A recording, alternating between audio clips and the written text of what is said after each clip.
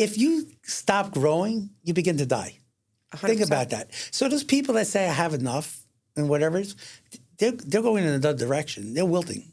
Think about it, right? Because if a flower doesn't continue to grow, it wilts. And then eventually it dies. So here's the part I don't get, right? So in the mortgage space, like think about, we are so focused on growing and growing the right way. So it's not just about, and we were having a conversation about this before, profitability. Yeah, sure. Like it's not growing for the sake but giving everything away where you don't make any money. That doesn't make sense either. That's just an ego play to show your numbers.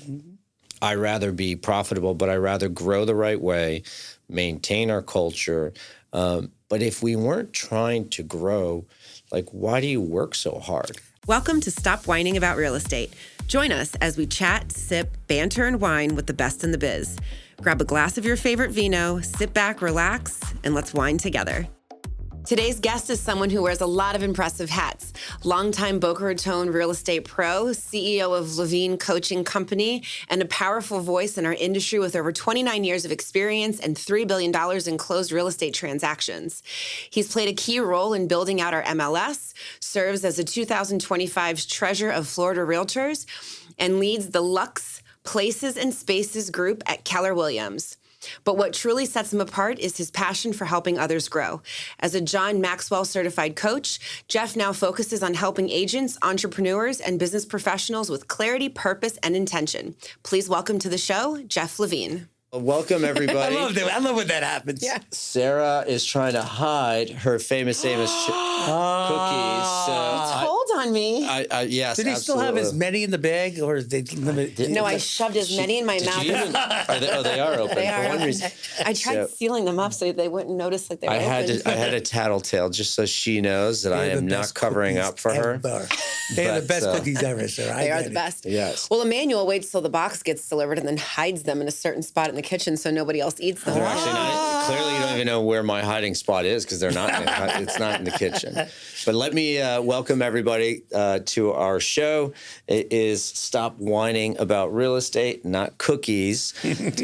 I'm your host, Emmanuel St. Germain, and I've got my co-host, Sarah Biernbaum, here. We've got a good friend of ours, Jeffrey Levine, who owns Levine Coaching Group and has been a real estate agent for many, many moons. I've shared the panel stage with him. We've done transactions together, and he is just a wealth of knowledge.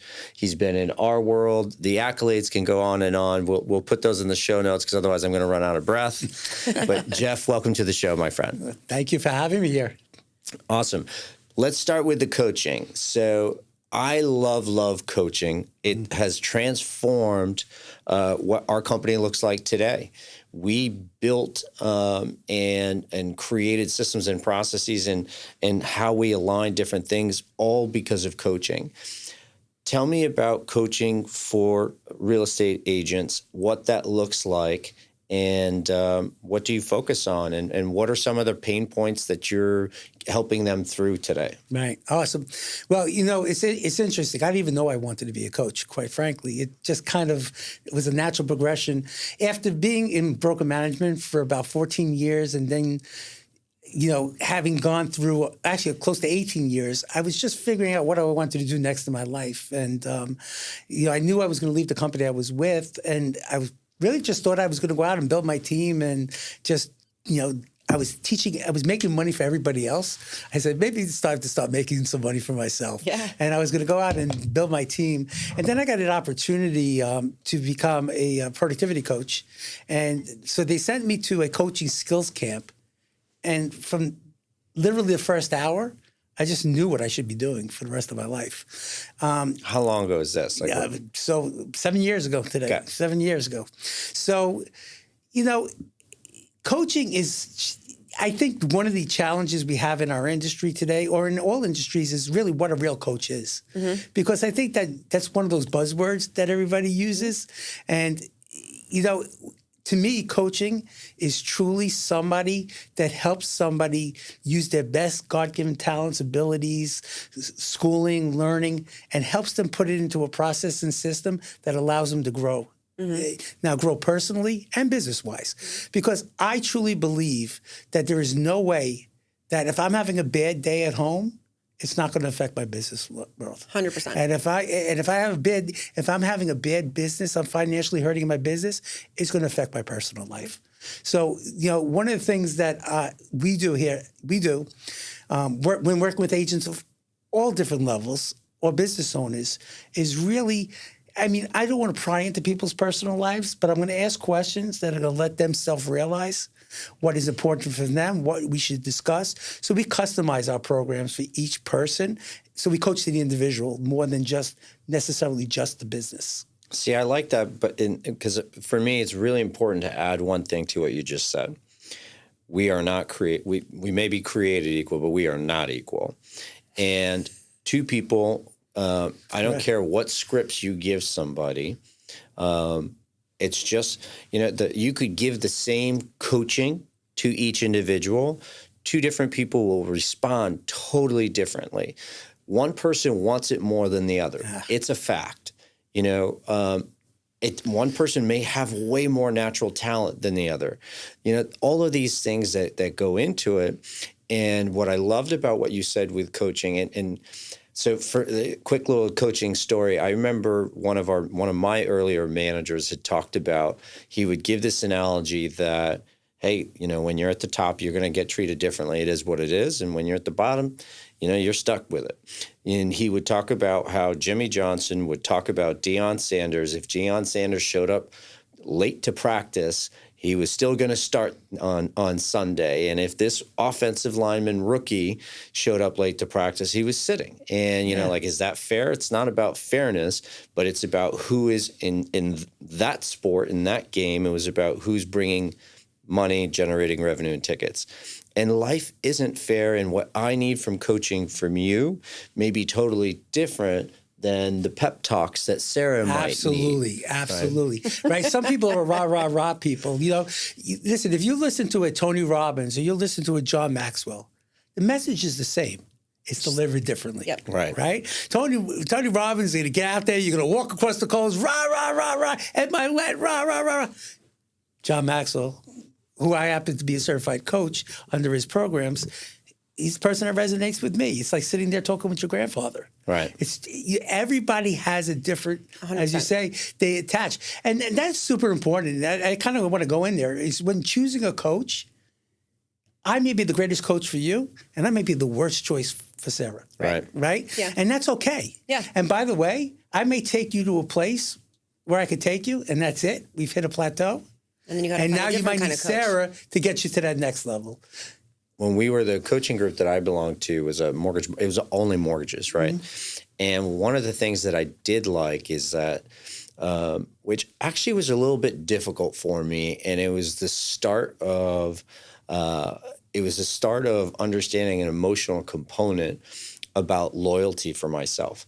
And what I realized, because one of the things they recommended you do is, after being a certain amount of time with a coach, there's nothing wrong if you wanted to change to someone else. Mm-hmm. And like for me, I'm a very, very loyal person. And if I'm working with you over and over and over, I had a hard time having that conversation saying, I'd like to try someone else. I felt like that was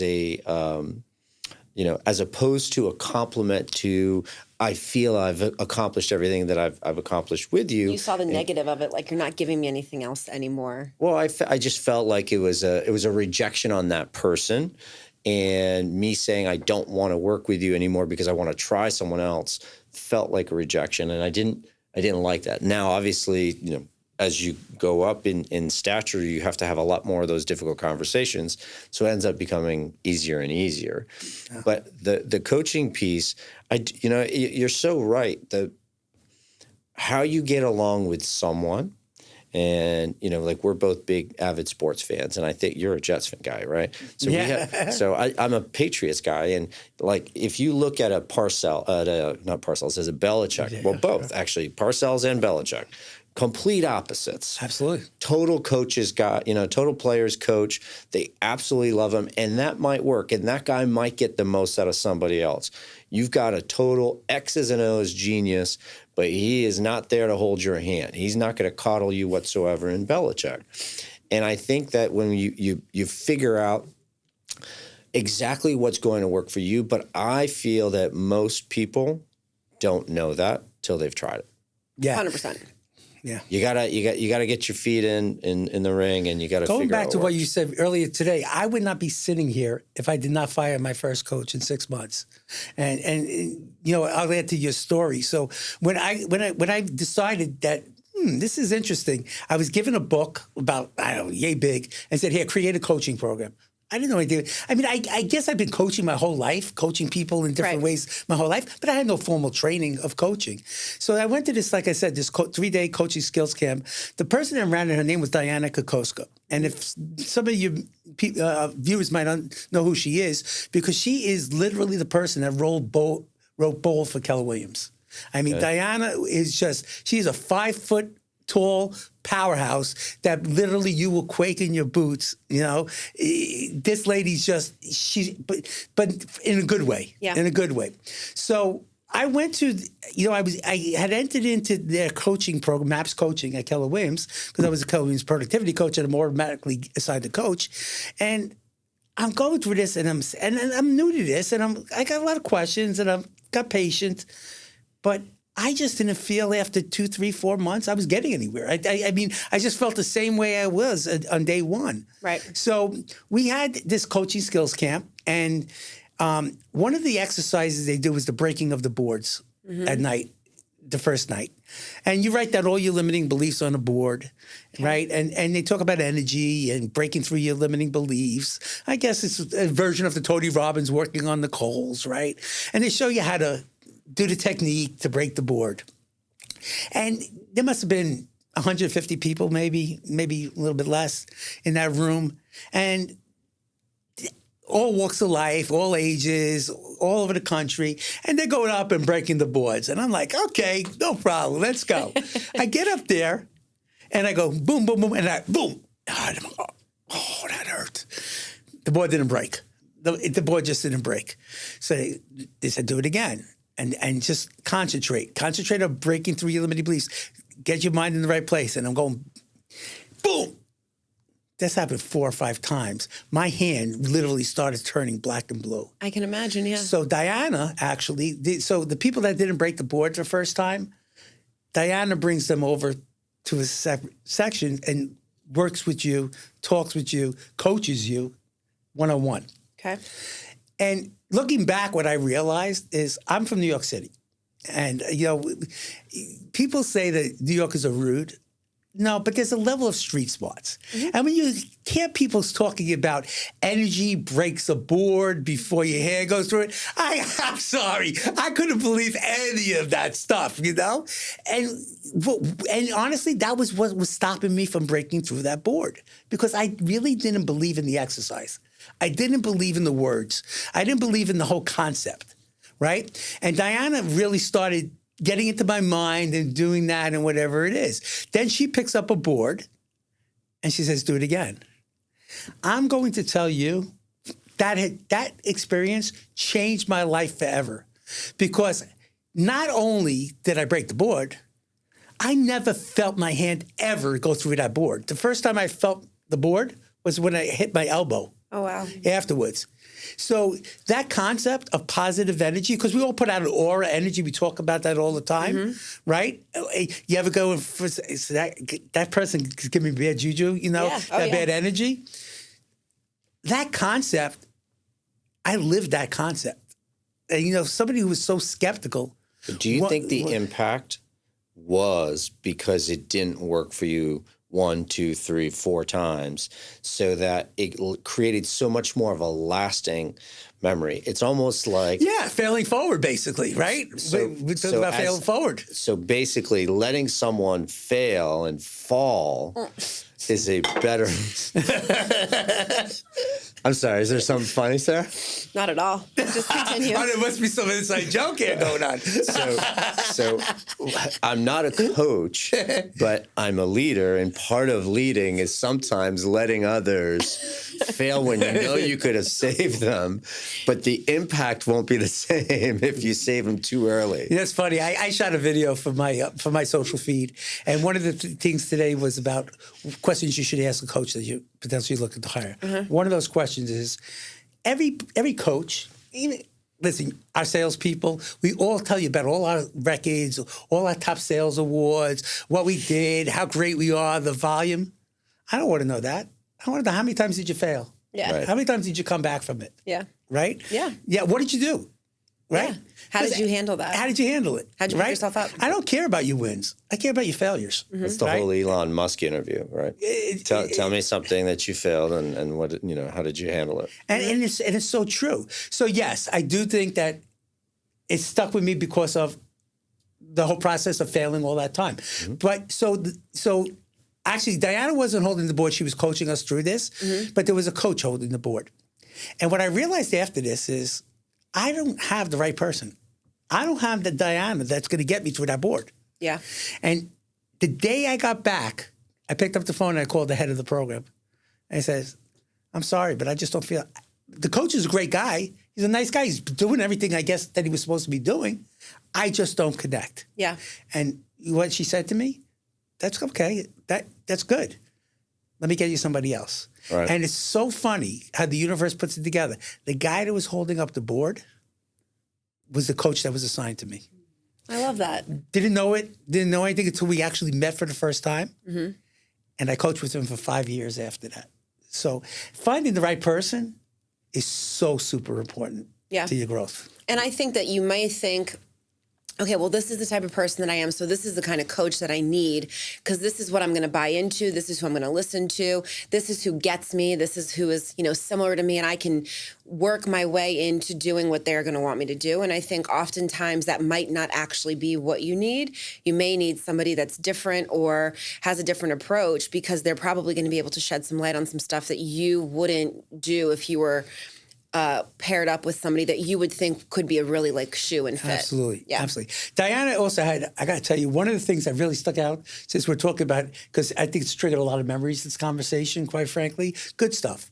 One of the phrases that Diana used to, by the way, Diana Kokoska is one of the few people in the world that still coach directly with John Maxwell. Oh, that's pretty cool. Yeah. So that is super cool. Yeah. She just wrote a book with them. What really stuck out is she used to say, I love my coaching clients. I love my people so much that I'm willing to coach them out of the business.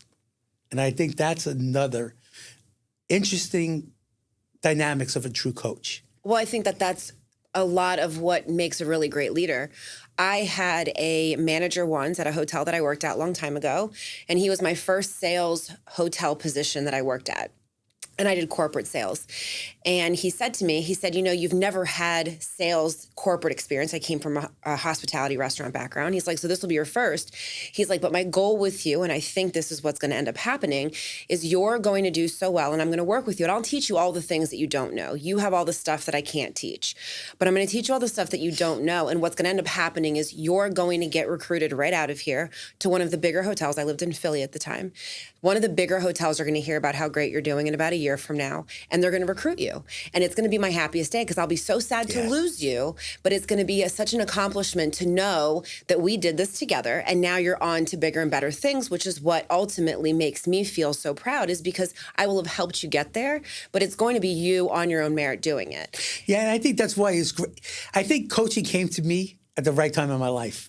Right? I was ready. At that time, I had spent 22 years in real estate already. And I'm like, I was always working and making money for others. Yeah. I was the greatest managing broker. I made people so much money. And I probably stayed a lot longer than I should have, quite frankly. Right? But what I realized is there's always a time for something. Right. And coaching found me in the time where I considered this, even though I got many, many, many years to go, this is the legacy phase of my life. This is why I got involved at the local association. This is why I'm treasurer of Florida Realtors right Yeah. now. This is why I'll be the 2028 president of Florida Realtors. It's not the titles, the positions. John Maxwell says it's not about the titles, positions, or flow charts. It's about one life influencing another. Yeah. And this is the way I get to influence in my industry and also leave a mark, a lasting effect. Because to your point, my ultimate payday is 20 years from now when somebody is one of the biggest producing agents in all of Florida, maybe the country, and somebody's interviewing them on a national show, And they remember coaching say, with you. "How did you even get started?" Yeah. And as I talk about Diana, somebody starts talking about me. Yeah. That's my That's legacy. the ultimate. That's my legacy. Right. It's funny. It's so funny when we were talking about coaching, and you were talking about how it's triggering memories, and I had memories of my own.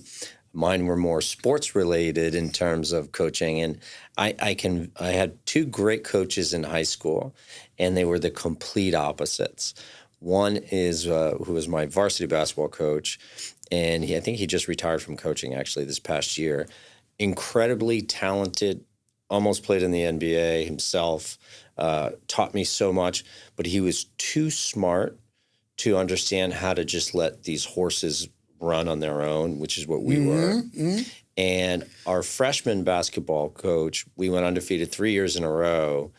And he was not as necessarily eloquent in the X's and O's, but every single one of those players would have run through a wall for that guy. And that's the super important piece right there. Super important. And so I've been so fortunate to have two where, one is too damn smart for his own good, but nobody has a connection with him.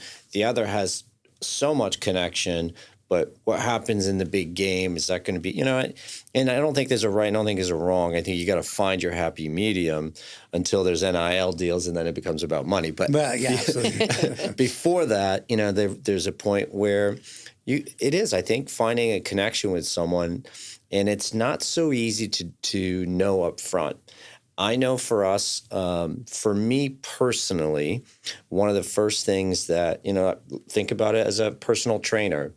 Like if you're going to hire a personal trainer, do you need to see that they're in great shape, or is it that they know so much up here and they know how to do everything? If we're going to coach mortgage people on our end of the spectrum, do they want to know what my numbers are? Hey, like before I listen to this guy, is he any good at what he does? Right. And, one of the things, I don't know if we ever told you, but one of the things we've been trying to do is I want to get a full-time coach to be part of our operation and to offer that to all of our branch managers. The piece that I found incredibly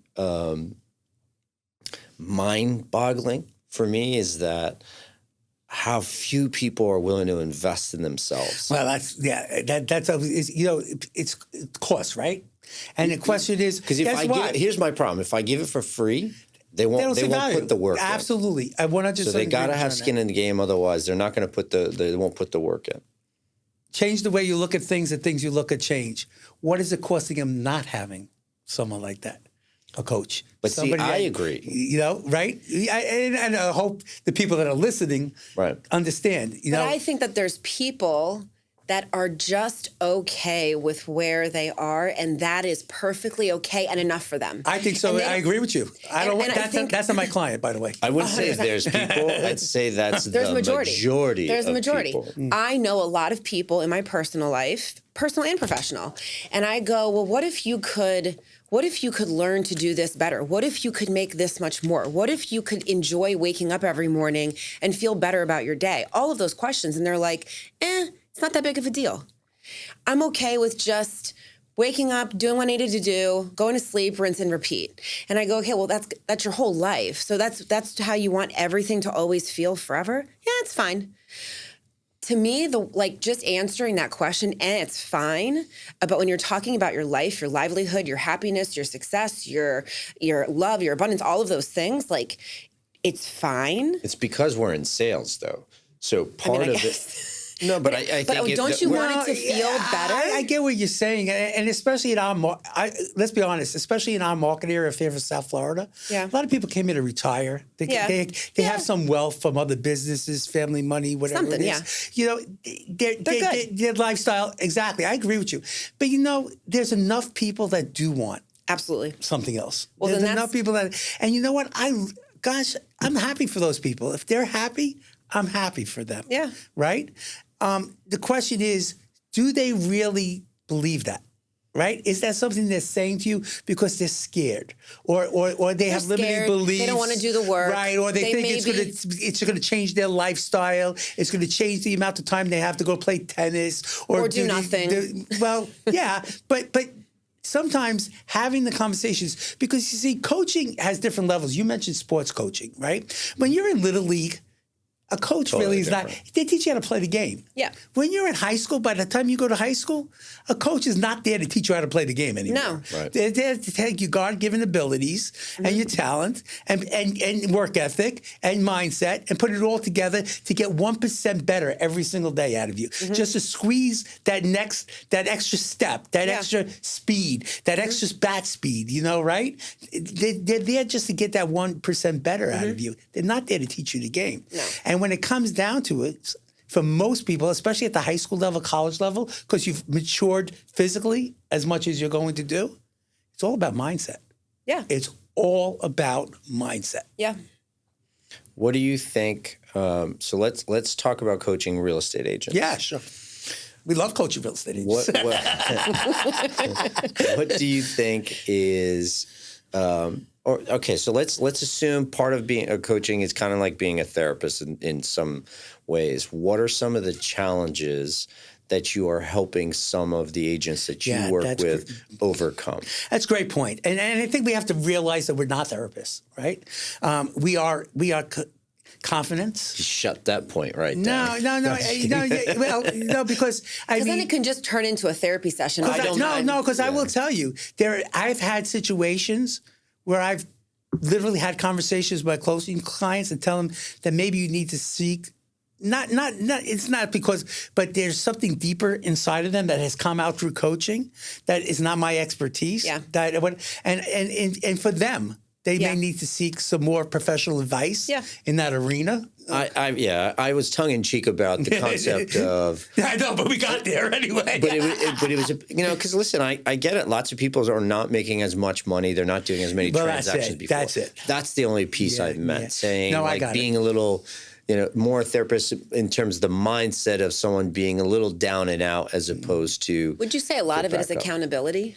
You hit it. People like knowing that somebody is expecting their results. They want to feel proud, right? So if they say to you, "Hey, I did the homework that you told me to do, and here are the results that I got," they're kind of excited and proud, and they like that you're keeping them on track.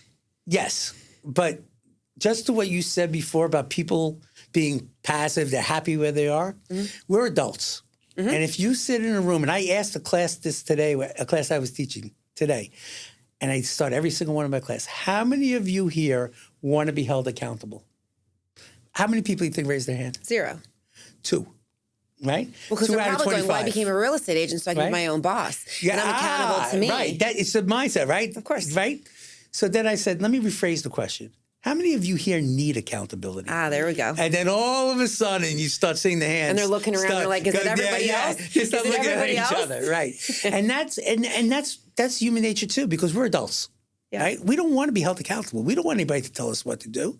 And independent contractors, especially, that's the reason they got into the business. You hear it all the time. "I'll go into real estate. You make your own hours." Yeah, okay. All of them. You make all 150 hours, a week, right? It just doesn't work that way. But, I think part of the challenge is that we're in this industry where the entry level is quite low as far as a 63-hour course.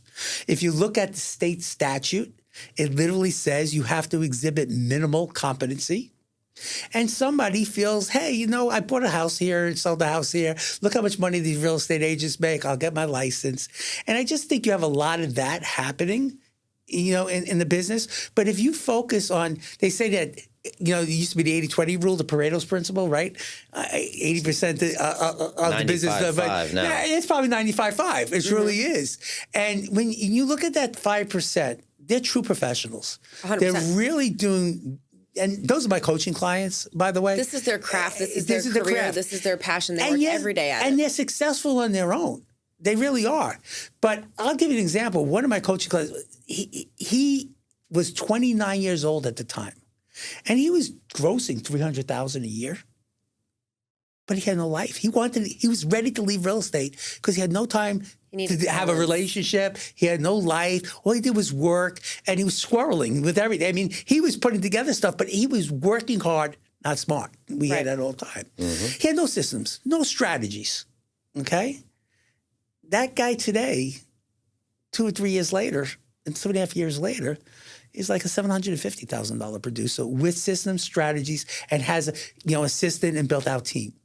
And you're just one step away from that type of growth. You really are. Even myself, I hired a coach. I was consistently hitting a barrier. Now, this was back in the early 2000s. So when I say $85,000, that might not impress anybody. In 2000, $85,000 was probably a couple $100,000 today, right? Yeah, for sure. And I kept on hitting those numbers. On a 50-50 split, by the way, with my broker. I kept on hitting those numbers year after year after year, not going anyplace else. Yeah. And I hired a coach. And I went from that following year, from 85 to 175. Did anything change other than the fact that I had somebody looking at a 30,000-foot level at my business? And just a couple tweaks. And helping tweak it, right? But what I learned, that coach wasn't really as much of a coach as a business consultant, because we didn't talk a lot about what was in my mind, what was going on with me. We just set up systems and strategies, right? So basically, I was buying his systems and strategies. He was coaching me on his systems and strategies, which is fine. Perfect. It works. Which is perfect, right? And once I had them running, that's about as far as I could have gone with him. Right. And I went to the 175,000. So, there's lots of different types of coaching, as you said before, lots of different ways we can help real estate agents. A new agent and somebody that's been in the business for 10 years doesn't need the same things. Of course. As a matter of fact, new agents, I hate to break the news to you, there's not a lot to coach. Right now, right? You have to get through your basic training, everything, your fundamentals. You got to get your systems in place. You got to learn to lead generate. Now, could an accountability partner making sure that you're lead generating and doing the things that you need to do? Absolutely. But right at the beginning, there's not much to coach. Right. Once you get to a certain level, you get a couple of transactions under your belt. Now we got to create a business out of it. Right? And that's where the coaching comes in. Yeah. Right? So there are different levels and different people that, dancers, singers, athletes, CEOs of Fortune 500 companies all have coaches. Yep. They're just different level coaches. You like life coaches or no? I do like life coaches. So what I do is I feel that my coaching is more transformational, like I said, and it moves across personal, and I'm getting more skill set in that life coaching side of it. Now, that's if somebody wants to go there.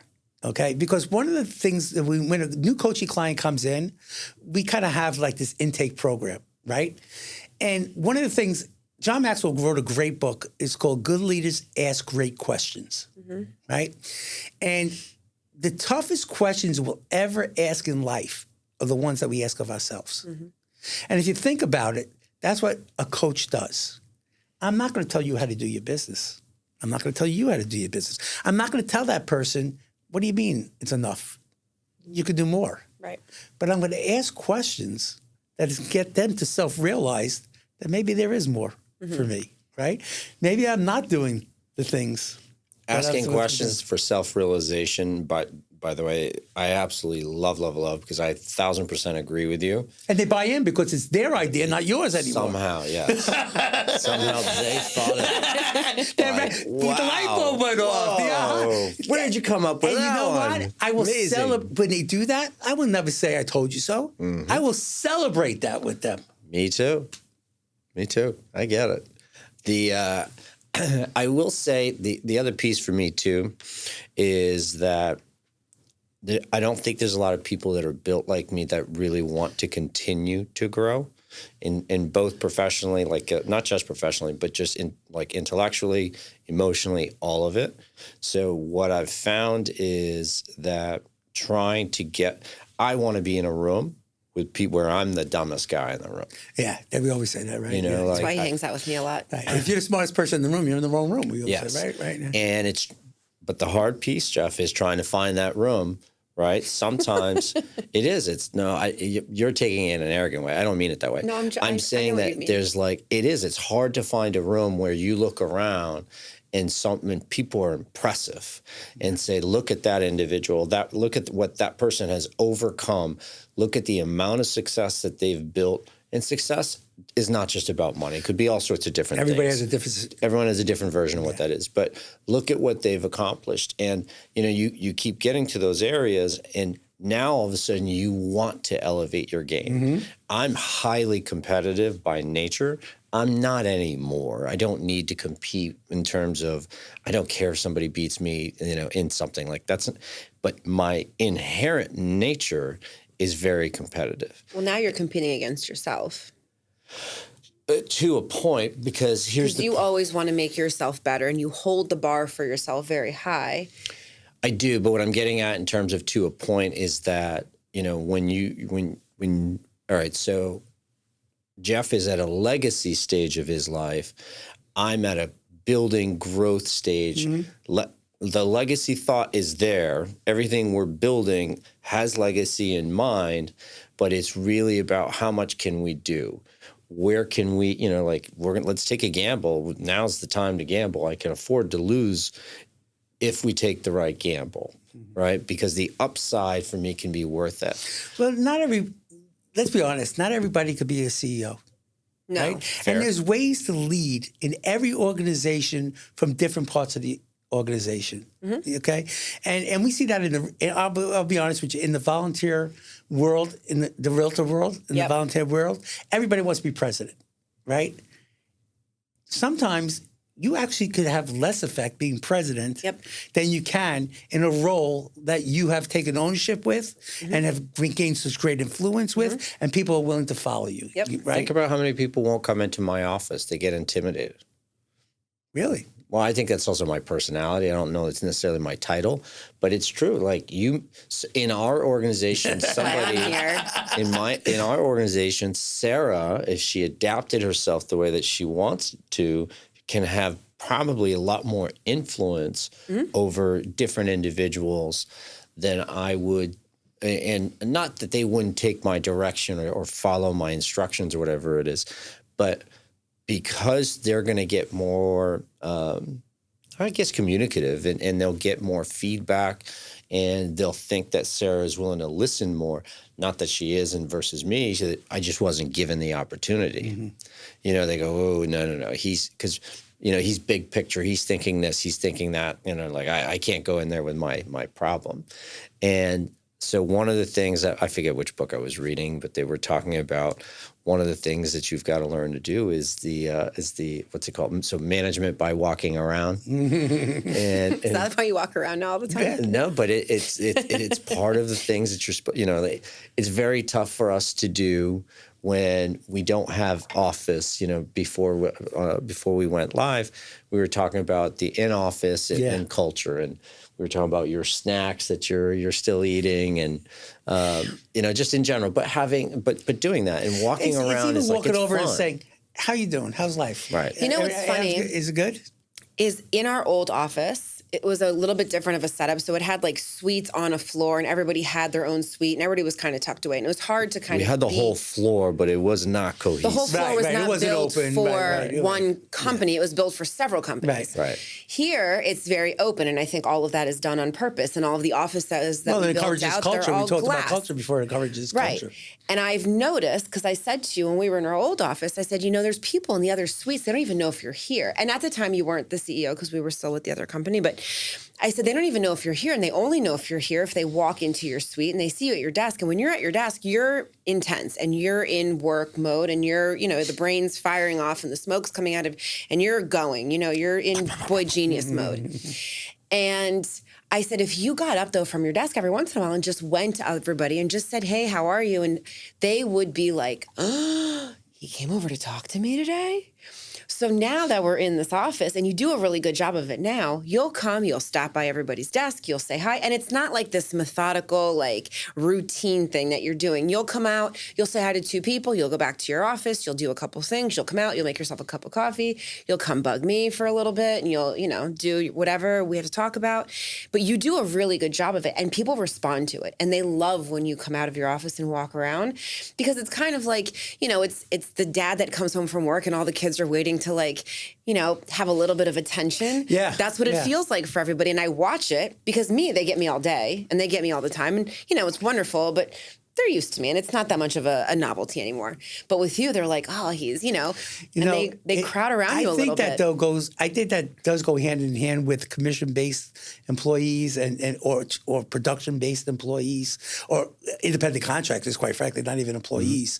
I think that it's very difficult, especially the ones that have come from a corporate world life, of somebody telling them what to do, how to do it. You should be in the office 9 to 5. You got your 40-hour week, you got your vacation and your holidays and all of that. And now they come into a world where they're now a business owner, basically, right? And we as business owners, you as a CEO of mortgage company, me as a CEO of a coaching company, but also a team leader within my business, my focus is to make sure they're making money at the end of the day, right? So I have another huge responsibility that's put on me, is because these people's livelihoods really depend on my abilities. And I think you feel that. You can hear that. And you're looking for opportunities always to help them grow and get better. But sometimes what we do lose is, and I've seen this in so many organizations, is that we're so focused on what's next and the growth that we forget about the people that are on that. And for me, that's part of what I want the internal coaching for.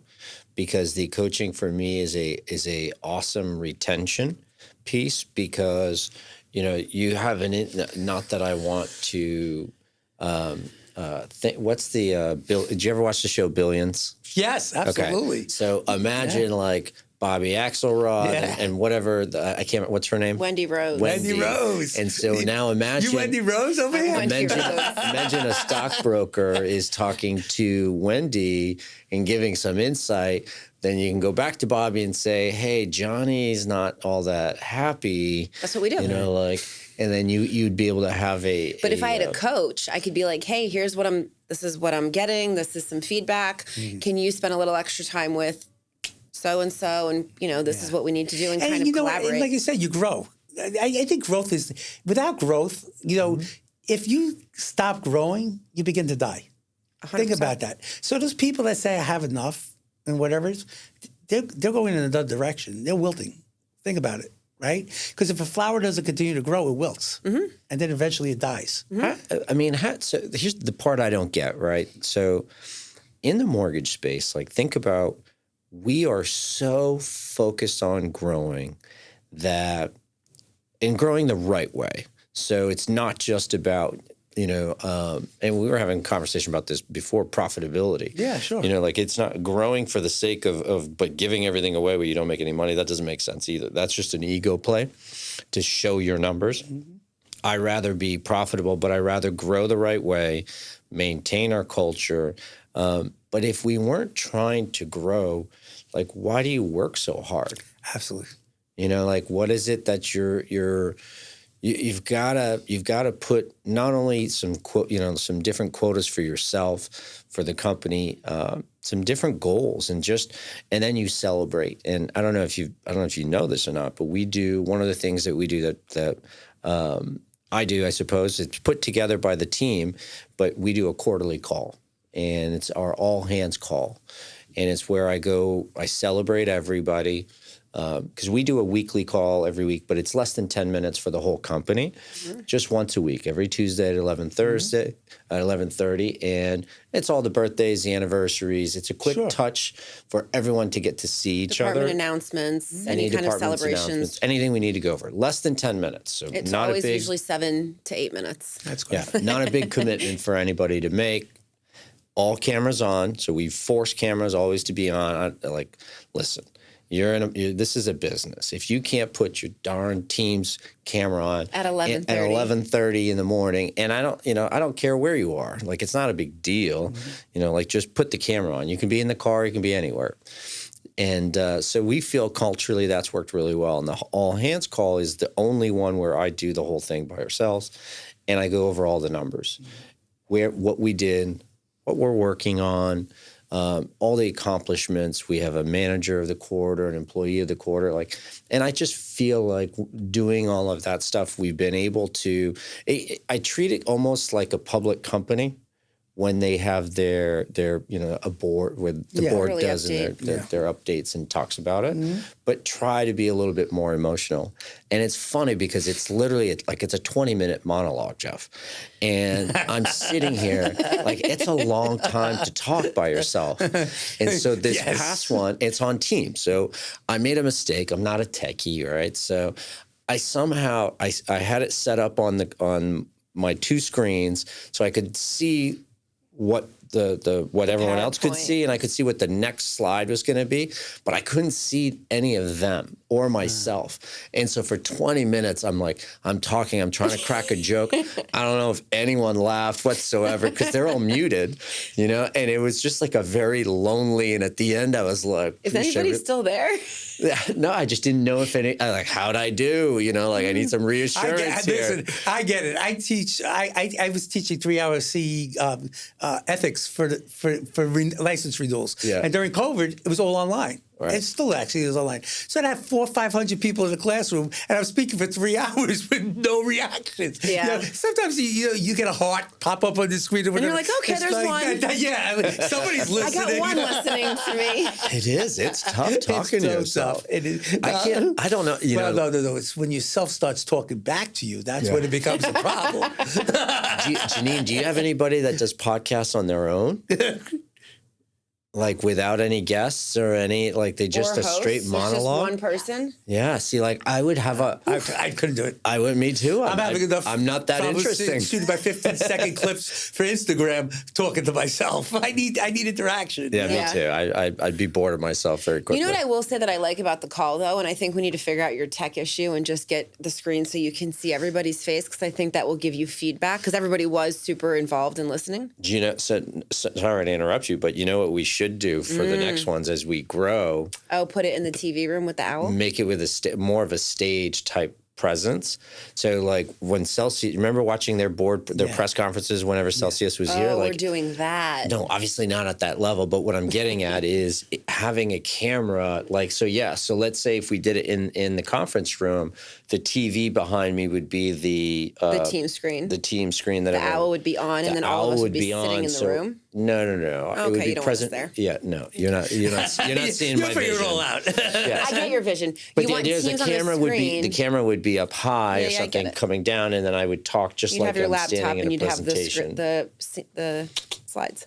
You don't even need the laptop. The TV is what we're using, and so you're presenting on a TV. So actually, We've seen Vibe board. Vibe board looks cool too. Vibe board, yeah. Let's get more stuff. But I will say, Zoom right now, I know you said you use Microsoft Teams, but I actually went through a complete strat planning session with somebody that is a super Zoom user. And some of the add-ons now, they're pretty cool. Sticky notes and the so there's interaction. See, what happened is this: COVID forced us to these platforms, right? But we've never gotten back from it. That's where we've lost the people coming. No, because people are like, well, we can just do it this way. Why do we have to do it in person? Right now, technology is great. It can help with productivity. It can help with profitability at times, right? But it doesn't replace the drawback everything. It's destroying culture. It really is. Yeah. Okay. So how do we get those folks to be more interactive with the technology, right? How do we get them to? It's almost like playing a video game, right? What do we get them to do so that they know they're just not sitting there, in their pajamas watching us on the screen? Tough. It is, but there is a lot. Loyalty beyond a paycheck Yeah. is what I would be concerned with if you don't have culture and someone is just on a Teams call, Well, right, that's the problem. So how do you get around that? Well, it's very difficult. One of the ways I've done that in the past, Sarah, is small groups. I've taken my when I had 120 productivity coaching clients, there's no way that I could give 120 people the full time. Now, by the way, out of that 120, how many were really serious? Right. 20, 25? Right. Yeah. Right? So we talk about concentrating on our top 20%. So I had the top 20%, had a group, right? And then the rest, the 80%, I broke them up into small groups, up to 10 people at a time. And I met with those groups individually. Yeah, because then you probably got more out of them. Operationally, I think we do the same thing. Yeah. So all of our loan partners have a supervisor. They have their meetings. All of our processors have their meetings. Underwriters have their own meetings. Closings. You do one-on-ones. Jared does one-on-ones. So we are doing, so I now do the sales. So we call them check-ins. Sure. So every loan officer, 30 days in, 60 days in, they get a check-in. You offer a high level of accountability. That's awesome. Yeah. Well, it's more, so to be honest with you, the accountability is the reverse. I hold myself accountable to making sure that you're having a good experience. Hey, I don't know how to do this. Great. Let me take a few notes. If it's something that I'm supposed to help you with, I'll help you with. If not, I'll connect you with the right person who can make sure that whatever you're feeling that isn't, that you're not up to par yet, whether it's understanding our CRM or how, just all the different aspects of business. And it is all about the experience. It really is. I'm glad you used that word because I thought about that even earlier today and as you were speaking. It's about the experience. So what are the things, you get those aha moments throughout your career. And when I got my CRS designation, I think that was about 10 years ago, maybe 7, somewhere in that range. One of the classes I was in, the one thing I remember, it says, you're a real estate professional, yes, but you're not. You're a customer service representative that happens to specialize in real estate because it's all about the customer experience, is right? And I call the customer, it could be our employees, it could be our independent contractors, from the broker perspective, from an association perspective, it could be our brokers, right? And if you think about that, it's all about the experience because one of the things that technology has done is taken away. We lived on the value that we were the only one that knew what sold in the neighborhood or who was selling. You had to come into the local real estate office to figure it out. Right. You wanted to know about mortgage rates? You had to go visit the mortgage broker or walk into the bank or whatever it is and say, what are today's rates? Today, if everybody opens their phone, they find everything. So are we really, truly, is that our value anymore? Or is our value the experience from start to finish? Is our value making sure that all the I's are dotted, T's are crossed, that you're not getting into a product or you're not getting into a home that possibly is not the right space for you? I think that's changed. And though has all of our associates really mindset change to that. It's not, the consumer can do a lot of this themselves today. In your industry, they have to, listen, they can't go out and just create their own loan, but there's ways that they could go online now and they could bypass a loan officer, right? And just go to one of these companies. But are they truly getting the experience and the knowledge when they're making the largest investment ever in their lives? Have you read Full Fee Agent? No, I did not. Read it. It's a good book. Do you know Christopher Voss is? The guy that never split the difference. Yeah, absolutely. It's his second book, and he wrote it with Steve Scholl. Okay. And one of the things so there's a lot of great things about it that I really like, and I think it's extremely pertinent, obviously, to your side of the industry. And for me, psychologically, I love to understand how my referral partners think. And, we one of the things that he talks about that I absolutely love and that is true, we really do a poor job. He talks about, he uses the example of Oprah Winfrey. And when you go on the Oprah show, she picks you up at the airport in a limo. And unlike most other places, what they do is until they've made their money on you, they pick you up in a limo, but then they give you the boot when it's on the way out. Oprah, you leave in a limo as well.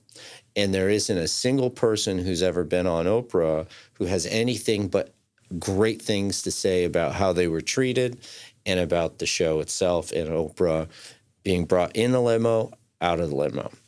And what he uses, as he talks about this in the book and as an example, we as an industry do not do a great job with the end process of home buying.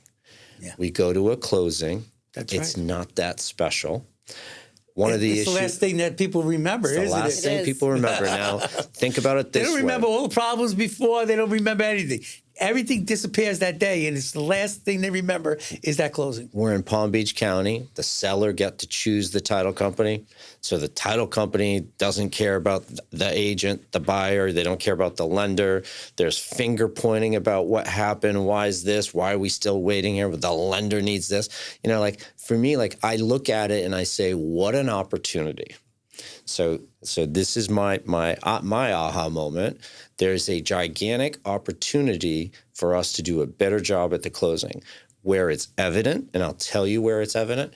Follow up, obviously, is something we all suck at, but when 90%, whatever the stat is that NAR threw out, 90, 92%, whenever the amount of individuals that said they would use the same realtor and they do not, right? It's only whatever it is, 10, 15%, 18. I don't know the stats. I think you're right. Yeah, I think it's about 12%. Yeah. Whenever that's because part of it is we did not. So if we're not going to do a great job with our follow-up, which you and I both know leading salespeople, they're not. So if they're not going to do a great job following up on their database, then the one thing I can control is let's find a way to take the tripod, the title company, the agents, and the lender, and let's figure out how to make the closing such an amazing experience that they don't remember anything but the closing. Yeah, no, that's a great point. I love that concept. You're 1,000% right on everything that you said. But here's the sad piece of all of that: the money's in the follow-up. Well, that part I agree. And yet, we're always chasing new business, and it goes back to the same thing: is we're always chasing new loan officers or new real estate agents, yet we forget about the ones that got us to where we'd be at times. It's also easier because of how long you and I have been doing this. I guess you're right, But when you're in, and the reason I say that is that when you're a long-term visionary, a planner, so am I. So we understand. I've been through dealing with one client, doing 3 refinances for a client or purchases, doing multiple transactions. So we've seen the proof in the pudding of, listen, relationships, follow up with your people. There is so much there. Yeah. But when you're brand new to do it, like Sarah relatively is brand new to this world relative to you and I anyways. And, it's, the people that feel really old. No. But just I've been doing this 20 years, and you've been in the business 20 years. My point is, are there people that we watch? And I'm going to put you on the spot. That's fine. And I guarantee you there are people we've done transactions with 2 years ago that we haven't followed up with. And in her world would be the referral partners because she doesn't deal with the consumer. And just, are there people that, in that case, or do you think you've followed up with? Since you've started in terms of in a business development role.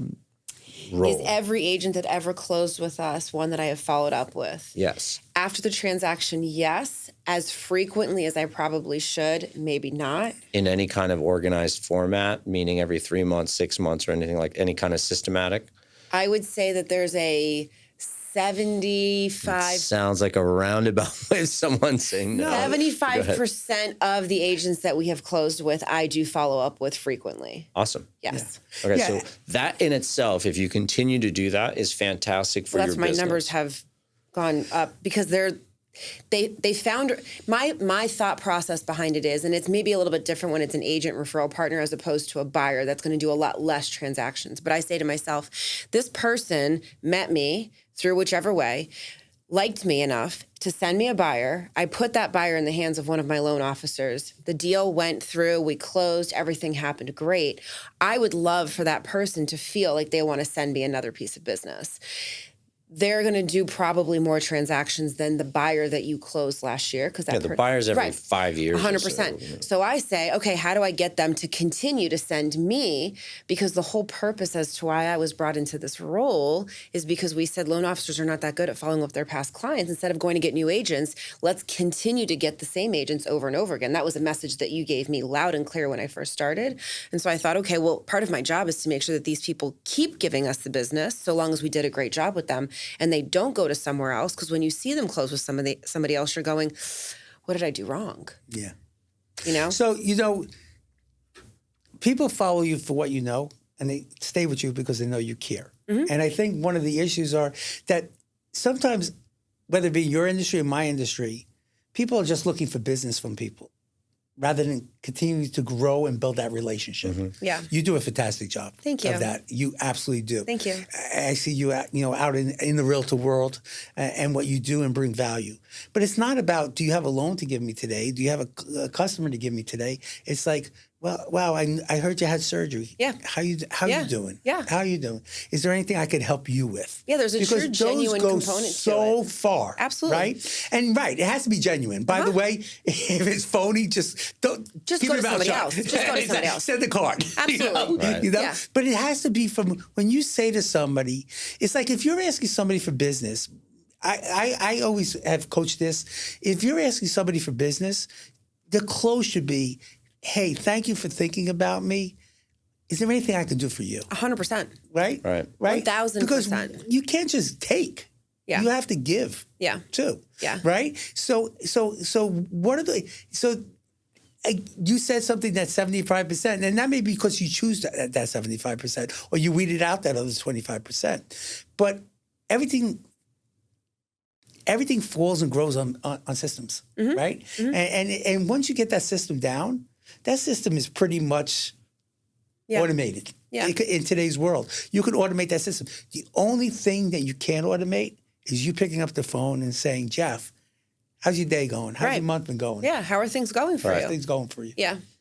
Yeah. And I think for me, that was always one of the things, in trying to teach Sarah how to build a business for herself, that, the role, wanting to be out, wanting to do a lot of stuff. I'm like, Sarah, there's a lot of power in the phone. And the phone, it really is. And to your point, to me, the way that I was taught, you need to do a certain amount of dials, and it doesn't have to be new people. Yeah. Some people could say conversations. I know that one number in our coaching group was they wanted you to have like 13 conversations a day. So like if you leave in a voicemail, that doesn't count. It's also a lot easier once you're calling people who are more than likely going to pick up. Like if you're calling people that already say it says Sarah on there, Mm-hmm. They pick up, hey, how are you? Mm-hmm. And then you can kind of get into it. But just having a number, believe it or not, will increase your business tremendously because it's leading something. So one thing for me with you that I've told you is I do not want to micromanage. I rather show you big picture things, how to do things, but I'm not a micromanager. I don't have time.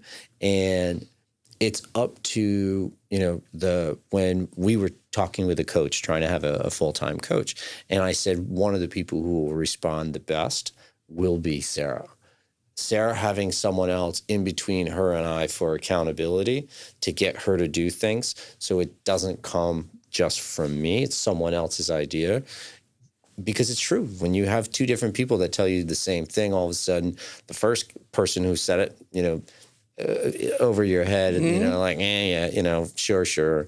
And then when someone else says it, it's totally different. That's why expired listings is one of the best things to chase in our business, because the first agent has been telling them all along the reasons why the house hasn't sold.